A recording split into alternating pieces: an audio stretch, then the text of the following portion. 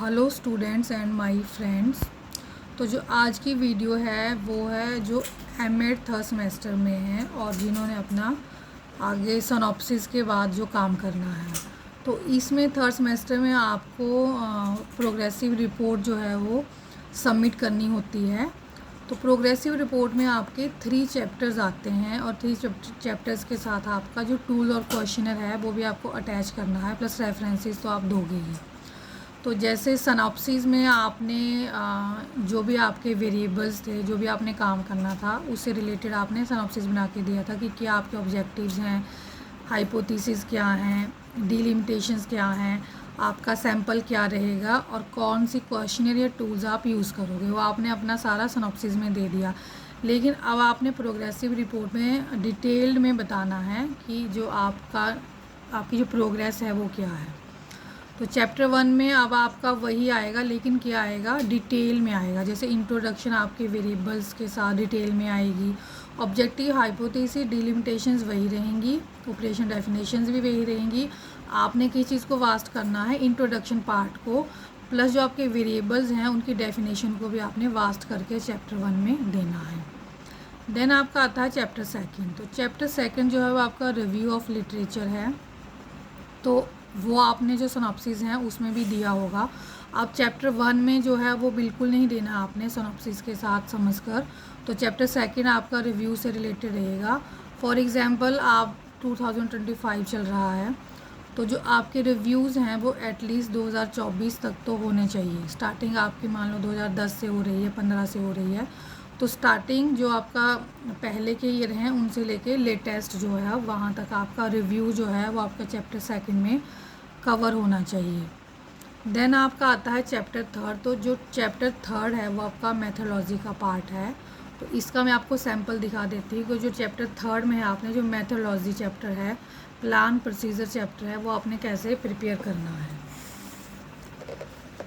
तो इसमें आप हेडिंग दे सकते हो मेथड एंड प्रोसीजर, फिर आप रिसर्च मेथड के बारे में बताओगे क्योंकि इसमें सारा आपको जो मेथड्स आपने यूज़ करने हैं उसके बारे में बताना है। देन आपका नेक्स्ट हेडिंग आ गया universe of the study and sampling. Mean जो भी आपने सैम्पल लिया है, स्टूडेंट्स का है, फैकल्टी का है, वो सारा आप इसमें लिखोगे और आपने कौन सी स्कूल से लिया है, यूनिवर्सिटी से लिया है। देन आपका आता है उसके बाद अगर आपने मेल और फीमेल को लिया है तो मेल और फीमेल का भी आप उसमें डिस्क्रिप्शन दोगे कि 50 मेल हैं, 50 फीमेल हैं और मेल और फीमेल में कितने रूरल हैं और कितने अर्बन हैं, आपके सैंपल में आएगा जिस टाइप का आपका सैंपल है। देन आपने जो अपने रिसर्च टूल उसमें यूज़ किए हैं, चाहे आपने अपना कोई क्वेश्चन प्रिपेयर किया हो, उसके बारे में आपको डिटेल में बताना है कि कौन सा स्केल आप यूज़ करोगे और कौन सा क्वेश्चन आपने बनाया है। तो वो जो आपने क्वेश्चन बनाया है या आपका टूल है वो भी आपको अपनी प्रोग्रेसिव रिपोर्ट के लास्ट में वो लगाना पड़ेगा कि आप ये वाला टूल यूज़ करोगे, ये क्वेश्चनर आप यूज़ करते हो, ठीक है। तो इसमें जैसे वास्ट तरीके से है, स्केल्स के बारे में है कि कौन कौन से स्केल्स आपने यूज़ किए हैं या क्वेश्चनर यूज़ किया है, तो उसके बारे में आप दे दोगे। देन आपका जैसे यहाँ पे 3.4 हेडिंग है, तो 3.4 हेडिंग में आप डाटा कलेक्शन के बारे में बताओगे कि आप किस टाइप से डाटा कलेक्शन करोगे, कहाँ से आपके स्कूल हैं या आपके पीजी स्टूडेंट है यूनिवर्सिटी के या आपके एडोसेंट स्टूडेंट हैं।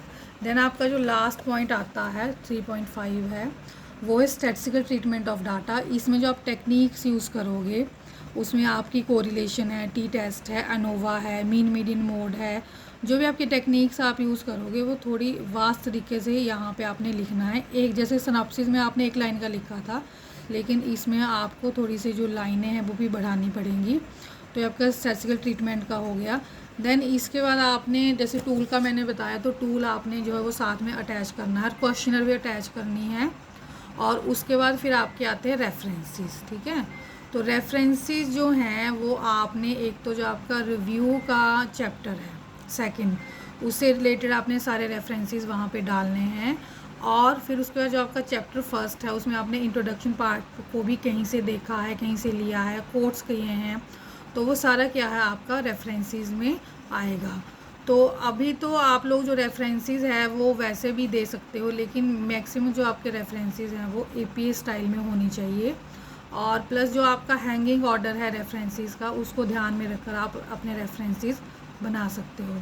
तो थैंक्स स्टूडेंट, होप कि आपको जो प्रोग्रेसिव रिपोर्ट है उसको बनाने में कोई प्रॉब्लम नहीं आनी चाहिए। इस टाइप से आप अपनी प्रोग्रेसिव रिपोर्ट बनाओगे तो ईज़िली आपका जो टॉपिक है उससे रिलेटेड आपकी प्रोग्रेसिव रिपोर्ट बन जाएगी। Thanks students.